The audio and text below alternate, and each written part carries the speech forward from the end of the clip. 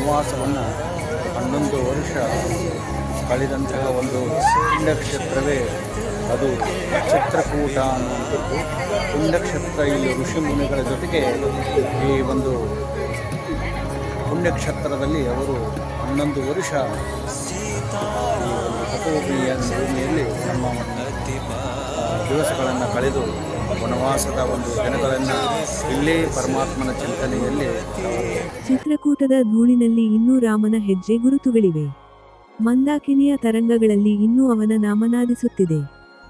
ಪರ್ವತಗಳ ತುದಿಗಳಲ್ಲಿ ಇನ್ನೂ ಸೀತೆಯ ಪ್ರಾರ್ಥನೆಯ ಪ್ರತಿಧ್ವನಿ ಕೇಳುತ್ತದೆ.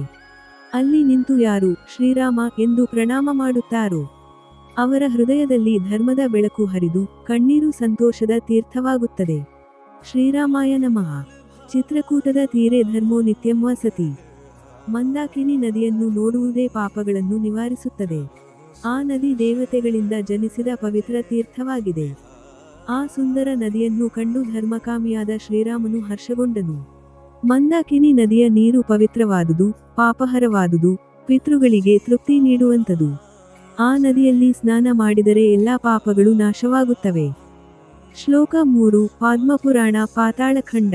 ಚಿತ್ರಕೂಟದಲ್ಲಿ ನೆಲೆಸಿರುವ ಮಂದಾಕಿನಿ ದೇವಿ ಶುಭವನ್ನು ನೀಡುವವಳು. ಆ ತೀರ್ಥದಲ್ಲಿ ಸ್ನಾನ, ದಾನ ಮಾಡಿದರೆ ಎಲ್ಲಾ ಪಾಪಗಳಿಂದ ಮುಕ್ತಿ ಸಿಗುತ್ತದೆ. ಶ್ಲೋಕ 4 ರಾಮಚಾರಿತಮಾನಸ ಅರಣ್ಯಕಾಂಡ. ಮಂದಾಕಿನಿಯ ನೀರಿನ ಕಲಕಲ ಧ್ವನಿ ಪ್ರಕೃತಿಯನ್ನು ಪವಿತ್ರಗೊಳಿಸುತ್ತದೆ. ಮರಗಳು, ಮೃಗಗಳು, ಸುಮನೋಹರ ಗಾಳಿ ಇವೆಲ್ಲವೂ ಆ ತೀರ್ಥದ ಸೌಂದರ್ಯವನ್ನು ವರ್ಣಿಸುತ್ತವೆ. ಅಯೋಧ್ಯೆಯು ಕಣ್ಣೀರು ತುಂಬಿದ ನಾಡಾಗಿದ್ದಾಗ ರಾಮನು ತನ್ನ ಮಾತು ಪಾಲಿಸಲು ಅರಣ್ಯದತ್ತ ಪ್ರಯಾಣಿಸಿದನು. ಲಕ್ಷ್ಮಣನು ಬಿಲ್ಲು ಹಿಡಿದು ಮುಂದೆ ನಡೆಯುತ್ತಿದ್ದನು. ಸೀತೆಯು ಮೌನವಾಗಿ ರಾಮನ ಹಿಂದೆ ನಡೆದಳು.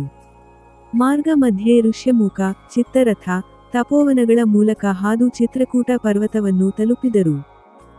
ಆ ಕ್ಷಣದಲ್ಲೇ ಪರ್ವತಗಳು ನಡುಗಿದವು, ಪಕ್ಷಿಗಳು ರಾಮನ ನಾಮವನ್ನು ಹಾಡಿದವು. ಮಂದಾಕಿನಿ ನದಿ ತನ್ನ ಹರಿವನ್ನು ನಿಧಾನಗೊಳಿಸಿ ರಾಮನ ಪಾದಸ್ಪರ್ಶಕ್ಕೆ ಮಣಿದು ಬಂತು. ಚಿತ್ರಕೂಟದ ಆ ಸುಂದರ ವನಪ್ರದೇಶವು ಸುವಾಸನೆಯಿಂದ ತುಂಬಿತ್ತು. ಹುಲ್ಲುಗಳು ಮೃದುವಾದ ಹಾಸಿಗೆಯಂತೆ, ಹೂವುಗಳು ಪ್ರಣಾಮದಂತಿವೆ. ಅಲ್ಲಿ ನಿಂತು ರಾಮನು ಸಂತೋಷದಿಂದ ನುಡಿದನು, ಈ ವನವಾಸ ನನ್ನ ಬಂಧನವಲ್ಲ, ಇದು ಧರ್ಮದ ತಪಸ್ಸು. ಮಣ್ಣಿನ ಹಣತೆ ವನ ಜೀವನದ ಶಾಂತಿ ಮತ್ತು ತಪಸ್ಸು. ರಾಮನು ವನವಾಸವನ್ನು ಕೇವಲ ಕಷ್ಟವೆಂದು ಕಾಣಲಿಲ್ಲ. ಅವನಿಗೆ ಅದು ಧರ್ಮದ ಪಾಠ, ಜೀವನದ ಶ್ರೇಷ್ಠ ಸೇವೆ. ಲಕ್ಷ್ಮಣನು ಕಟ್ಟಿಕೊಟ್ಟ ಕೂದಲಿನ ಮಂಟಪದಲ್ಲಿ ಅವರು ನೆಲೆಸಿದರು. ಸೀತೆಯು ಹೂಗಳಿಂದ ದೇವರ ಆರತಿ ಮಾಡುತ್ತಿದ್ದಳು. ರಾಮನು ಪವಿತ್ರ ತಪಸ್ಸಿನಲ್ಲಿ ತೊಡಗಿದ್ದನು.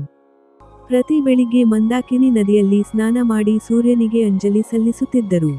ಅವರ ಪಾದಸ್ಪರ್ಶದಿಂದ ನದಿಯು ಪವಿತ್ರಗೊಂಡಿತು. ಮಂದಾಕಿನಿಯ ಜಲವೇ ರಾಮನ ಪಾದರಜದಿಂದ ತೀರ್ಥವಾಗಿದೆ ಎಂದು ಋಷಿಗಳು ಕೀರ್ತಿಸಿದರು. ಅಲ್ಲಿನ ಋಷಿಗಳು ರಾಮನನ್ನು ಕಂಡು ದಶರಥಾತ್ಮಜ ರಾಮ ಎಂದು ವಂದಿಸಿದರು. ಅವರು ಧರ್ಮದ ರೂಪವೆಂದು ನಂಬಿದರು. ಚೆರ್ರಿ ಹೂವು ಸೀತಾರಾಮ ಲಕ್ಷ್ಮಣ ತ್ರಯದ ಪವಿತ್ರ ಜೀವನ. ಸೀತೆಯು ಅರಣ್ಯದಲ್ಲೂ ಕಮಲದಂತೆ ಶಾಂತವಾಗಿದ್ದಳು. ಅವಳು ಪ್ರತಿ ಹೂವಿಗೂ ಜೀವ ನೀಡುವಂತೆ ಕಾಣುತ್ತಿದ್ದಳು.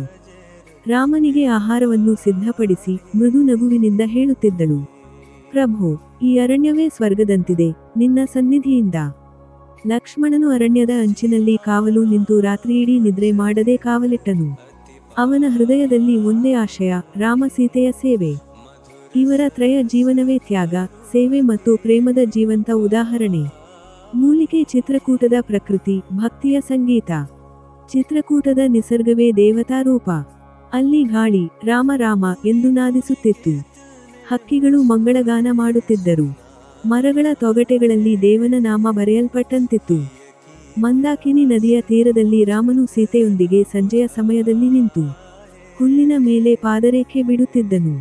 ಆ ದೃಶ್ಯವನ್ನು ಕಂಡ ವಾಯು ದೇವತೆಗಳು ಸಹ ಮೌನವಾಗಿ ಪ್ರಣಾಮ ಮಾಡಿದವು. ದಾಸವಾಳ ಭರತನ ಆಗಮನ, ಕಣ್ಣೀರು ತುಂಬಿದ ಕ್ಷಣ. ಅಯೋಧ್ಯೆಯಲ್ಲಿ ದಶರಥನ ವಿಧಿವಶವಾದ ಸುದ್ದಿ ರಾಮನಿಗೂ ತಿಳಿಯಿತು. ಆ ಸಮಯದಲ್ಲಿ ಭರತನು ಅರಣ್ಯದತ್ತ ರಾಮನನ್ನು ಹುಡುಕಲು ಹೊರಟನು. ಅವನೊಡನೆ ವಸಿಷ್ಠ ಋಷಿ, ಶತ್ರುಘ್ನ ಹಾಗೂ ಅಯೋಧ್ಯೆಯ ಜನತೆ ಬಂದರು. ಭರತನು ಮಂದಾಕಿನಿ ತೀರದಲ್ಲಿ ರಾಮನನ್ನು ಕಂಡ ಕ್ಷಣದಲ್ಲಿ ಕಣ್ಣೀರು ಧಾರೆಯೆರೆದಿತು. ಅವನು ರಾಮನ ಪಾದಗಳನ್ನು ಹಿಡಿದು ನುಡಿದನು, ಅಣ್ಣ, ರಾಜ್ಯ ನನಗೆ ಬೇಡ, ನಿನ್ನ ಪಾದಗಳ ಸೇವೆ ಸಾಕು. ರಾಮನು ಧರ್ಮನಿಷ್ಠೆಯಿಂದ ಹೇಳಿದನು, ನಾನು ತಂದೆಯ ಆದೇಶವನ್ನು ಮೀರಿ ಹೋಗಲಾರೆ ಭರತ. ನೀನೇ ರಾಜ್ಯವನ್ನು ನಿರ್ವಹಿಸು, ನಾನು ವನವಾಸದಲ್ಲೇ ಧರ್ಮಪಾಲನೆ ಮಾಡುತ್ತೇನೆ. ಆಗ ಭರತನು ರಾಮನ ಪಾದರಕ್ಷೆಗಳನ್ನು ತೆಗೆದುಕೊಂಡು ಪ್ರಣಾಮ ಮಾಡಿದರು. ಮಂದಾಕಿನಿ ಜಲದಿಂದ ಆ ಪಾದುಕೆಯನ್ನು ತೊಳೆಯಲಾಯಿತು. ಆ ಕ್ಷಣದಲ್ಲಿ ಆಕಾಶದಿಂದ ಹೂಮಳೆಯು ಸುರಿಯಿತು. ಓಂ ಚಿತ್ರಕೂಟದಲ್ಲಿ ಧರ್ಮದ ವಾಸನೆ. ರಾಮನ ಪಾದಸ್ಪರ್ಶದಿಂದ ಚಿತ್ರಕೂಟದ ಧೂಳು ತೀರ್ಥವಾಯಿತು. ಅಲ್ಲಿ ತಪಸ್ಸು ಮಾಡಿದರೆ ಪುಣ್ಯ, ಅಲ್ಲಿ ರಾಮನ ನಾಮ ಜಪ ಮಾಡಿದರೆ ಮೋಕ್ಷ. ಋಷಿಗಳು ಹೇಳುತ್ತಾರೆ, ಚಿತ್ರಕೂಟಂ ತಪೋಭೂಮಿಃ ರಾಮಭಕ್ತಿಪರಾಯಣಂ ಯತ್ರ ಧರ್ಮೋ ನಿತ್ಯವಾಸಃ ತತ್ರ ಮೋಕ್ಷಃ ನಿಶ್ಚಿತಃ. ಚಿತ್ರಕೂಟದ ಪರ್ವತಗಳಲ್ಲಿ ರಾಮನ ಧ್ವನಿ ಪ್ರತಿಧ್ವನಿಸುತ್ತಿತ್ತು. ಸತ್ಯಂ ಧರ್ಮಂ ಚ ಪಾಲಯೇಯಂ ಎಂಬ ನಾದವು ದೇವತೆಗಳಿಗೂ ನಾದವಾಗಿತ್ತು. ಅರಳುವ ಹೂವು ಚಿತ್ರಕೂಟದಿಂದ ನಿರ್ಗಮನ. ಅರಣ್ಯ ಜೀವನವು ಶಾಂತಿಯಾಗಿದ್ದರೂ ದೇವತೆಗಳು ದಂಡಕಾರಣ್ಯದ ಕರ್ತವ್ಯವನ್ನು ರಾಮನಿಗೆ ನೆನಪಿಸಿದವು. ಅಸುರರ ನಿಗ್ರಹಕ್ಕಾಗಿ ರಾಮನು ಚಿತ್ರಕೂಟದಿಂದ ಹೊರಟು ಮುಂದಕ್ಕೆ ಪ್ರಯಾಣಿಸಬೇಕಾಯಿತು. ಚಿತ್ರಕೂಟದ ಪರ್ವತಗಳು ಅವನ ಹಾದಿಯ ಕಡೆ ನೋಡುತ್ತಾ ನಡುಗಿದವು. ಮಂದಾಕಿನಿಯು ಅವನ ಪಾದಗಳ ಬಳಿ ಹರಿದು, ಮತ್ತೆ ಬನ್ನಿ ಪ್ರಭೋ ಎಂದು ಬೇಡಿಕೊಂಡಿತು. ರಾಮನು ತಿರುಗಿ ನೋಡಿದಾಗ ನದಿಯ ತರಂಗಗಳು ಕಣ್ಣೀರಿನಂತೆ ಕೆಂಗೊಳಿಸಿದವು. ಅವನು ಕೈಯನ್ನು ಎತ್ತಿ ಆಶೀರ್ವಾದ ನೀಡಿ ಹೇಳಿದನು, ಈ ಭೂಮಿಯು ಶಾಶ್ವತ ತೀರ್ಥವಾಗಲಿ. ನನ್ನ ನಾಮವನ್ನು ಜಪಿಸುವ ಭಕ್ತರಿಗೆ ಮೋಕ್ಷ ಸಿಗಲಿ. ಚಿತ್ರಕೂಟದಲ್ಲಿ ಅನೇಕ ಋಷಿಗಳ ಆಶ್ರಮಗಳು ಇದ್ದವು. ವಾಲ್ಮೀಕಿ, ಅತ್ರಿ, ಅನುಸೂಯ ಮುಂತಾದವರ ಆಶ್ರಮಗಳು ಇಲ್ಲಿ ಇದ್ದು, ಇವು ದೇವೋಪಾಸನೆಯ ಕೇಂದ್ರಗಳಾಗಿದ್ದವು. ಅನುಸೂಯ ದೇವಿಯು ಸೀತೆಗೆ ಪತ್ನಿಧರ್ಮದ ಮಹತ್ವವನ್ನು ಬೋಧಿಸಿದ ಸ್ಥಳವೂ ಇದೇ ಕ್ಷೇತ್ರ. ಬೆಲ್ ಸ್ಕಂದಪುರಾಣದ ಉಲ್ಲೇಖ. ಸ್ಕಂದಪುರಾಣ ಹೇಳುತ್ತದೆ, 3 ಲೋಕಗಳಲ್ಲೂ ಪ್ರಸಿದ್ಧವಾದುದು. ಇದು ವಿಷ್ಣುವಿನ ಅತ್ಯುನ್ನತ ಸ್ಥಾನವಾಗಿದೆ. ಇಲ್ಲಿ ದರ್ಶನ ಮಾಡಿದರೆ ಜನ್ಮಜನ್ಮಾಂತರದ ಪಾಪಗಳೆಲ್ಲ ಕ್ಷಯಿಸಿ ಮೋಕ್ಷಪಥವು ಸುಲಭವಾಗುತ್ತದೆ. ಉದುರುವ ಮರ ಪ್ರಕೃತಿಯ ಶಾಂತತೆ ಮತ್ತು ಭಕ್ತಿ. ಚಿತ್ರಕೂಟದ ವಾತಾವರಣವೇ ಭಕ್ತಿ ತುಂಬಿದೆ. ಸೀತಾರಾಮ ಲಕ್ಷ್ಮಣರ ಹೆಜ್ಜೆ ಗುರುತುಗಳು ಬೆಟ್ಟಗಳಲ್ಲಿ, ಕಣಿವೆಯಲ್ಲಿ, ನದಿಗಳ ತೀರದಲ್ಲಿ ಕಾಣುವಂತಿವೆ ಎಂದು ಸ್ಥಳೀಯರು ಹೇಳುತ್ತಾರೆ. ಪಕ್ಷಿಗಳ ಮಧುರ ಧ್ವನಿಗಳು ರಾಮ ರಾಮ ಎನ್ನುವಂತೆ ಕೇಳಿಸುತ್ತವೆ ಎಂಬ ನಂಬಿಕೆಯಿದೆ. ತ್ರಿಶೂಲ ಸಂಕೇತ ಯಾತ್ರೆಯ ಮಹತ್ವ. ಚಿತ್ರಕೂಟಕ್ಕೆ ಭೇಟಿ ನೀಡುವ ಯಾತ್ರಿಕನು ಕಮದ್ಗಿರಿ ಪರಿಕ್ರಮೆ ಮಾಡಿದ ನಂತರ ಮಂದಾಕಿನಿ ಸ್ನಾನ ಮಾಡಿ ರಾಮಘಾಟ್ನಲ್ಲಿ ದೀಪಾರಾಧನೆ ಮಾಡಿದರೆ ಅವನ ಇಹಲೋಕದ ಪಾಪಗಳು ನಾಶವಾಗಿ ಪರಲೋಕದ ಸುಖ ದೊರೆಯುತ್ತದೆ. ಪ್ರತಿ ವರ್ಷದ ರಾಮನವಮಿ, ದೀಪಾವಳಿ ಮತ್ತು ಕಾರ್ತಿಕ ಪೌರ್ಣಿಮೆ ದಿನಗಳಲ್ಲಿ ಇಲ್ಲಿ ಲಕ್ಷಾಂತರ ಭಕ್ತರು ಸೇರುತ್ತಾರೆ. ಹೊಳೆಯುವ ಆಧ್ಯಾತ್ಮಿಕ ಫಲ. ಚಿತ್ರಕೂಟವನ್ನು ಭಕ್ತರ ಮನಸ್ಸಿನ ಕಾಶಿ ಎಂದೂ ಕರೆಯುತ್ತಾರೆ. ಇದು ಕೇವಲ ಒಂದು ಪರ್ವತ ಅಥವಾ ತೀರ್ಥವಲ್ಲ, ಅದು ರಾಮನ ಧ್ಯಾನದ ಸ್ಥಿತಿ. ಇಲ್ಲಿ ನಿಂತು ರಾಮ ಸೀತಾ ಲಕ್ಷ್ಮಣ ಎಂದು ಜಪಿಸಿದರೆ ಮನಸ್ಸು ತಕ್ಷಣ ಶಾಂತವಾಗುತ್ತದೆ. ಪಾಪಗಳು ಕರಗುತ್ತವೆ, ಮನಸ್ಸು ಭಕ್ತಿಯಲ್ಲಿ ಲೀನವಾಗುತ್ತದೆ. ದಾಸವಾಳ ಸಾರಾಂಶ. ಚಿತ್ರಕೂಟ ಕ್ಷೇತ್ರವು ಧರ್ಮ, ಭಕ್ತಿ ಮತ್ತು ಪ್ರೇಮದ ಸಂಕೇತ. ಎಲ್ಲಿ ಪ್ರಕೃತಿ ದೇವತೆಯ ಸೌಂದರ್ಯ ಇದೆ, ರಾಮನ ಸ್ಮರಣೆ ಇದೆ, ಸೀತೆಯ ಸಾತ್ವಿಕತೆ ಇದೆ, ಭರತನ ಭ್ರಾತೃಭಕ್ತಿ ಇದೆ. ಅದರಿಗಾಗಿಯೇ ಚಿತ್ರಕೂಟವೆಂಬ ಸ್ಥಳವು ರಾಮಾಯಣದ ಜೀವಂತ ತೀರ್ಥಕ್ಷೇತ್ರ, ಭಕ್ತರ ಹೃದಯದ ಆಲಯ ಮತ್ತು ಪಾಪಕ್ಷಯ ಮೋಕ್ಷಪ್ರದ ಸ್ಥಳವಾಗಿ ಭಾಸವಾಗುತ್ತದೆ.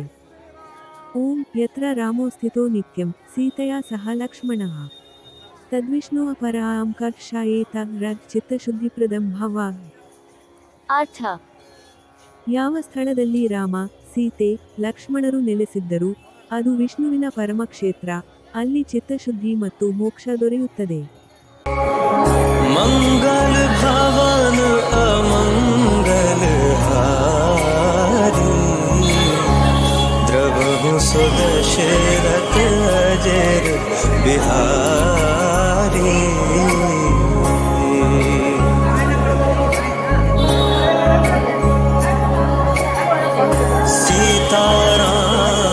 चरित अति पावन मधुर सरस अरु अति मन भावन.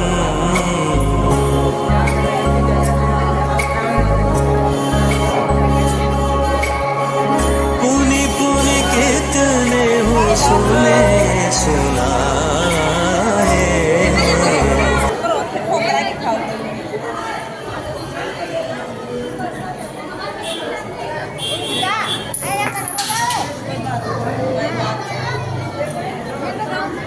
जय सिया राम। यहाँ माता सीता का सती अनसुईया ने श्रृंगार किया था दिव्य वस्त्र आभूषणों के द्वारा। यहाँ वही स्वरूप का दर्शन है। राम लक्ष्मण जटाजूट धारण किए हुए वनवासी रूप के विद्यमान है। माता सीता जो है वह 16 श्रृंगार है। दर्शन करिए, भगवान का चरणामृत लीजिए, भगवान की परिक्रमा करिए। जय सिया राम। ಜೈ ಜಿಸು ಅವನು ಸಂಸಾರದ ಭಯವನ್ನು ನಿವಾರಿಸುತ್ತಾನೆ. ಚಿತ್ರಕೂಟವು ಕೇವಲ ಯಾತ್ರೆಯಲ್ಲ, ಅದು ಜೀವನದ ಉದ್ದೇಶವನ್ನು ನೆನಪಿಸುವ ದಿವ್ಯ ಸಂಧಿ. ಅದು ರಾಮನ ಹೃದಯದ ಪ್ರತಿಬಿಂಬ, ಭಕ್ತನ ಹೃದಯದ ಶಾಂತಿ. ಆದುದರಿಂದ ಜೀವನದಲ್ಲಿ ಒಂದು ಸಾರಿಯಾದರೂ ಚಿತ್ರಕೂಟಕ್ಕೆ ಭೇಟಿ ನೀಡು. ಅದು ನಿನ್ನ ಜೀವನದ ಅತ್ಯಂತ ಪುಣ್ಯ ಕ್ಷಣವಾಗುತ್ತದೆ. ನಮಸ್ಕಾರ. ಶ್ರೀರಾಮ ಜಯ ರಾಮ ಜಯ ಜಯ ರಾಮ.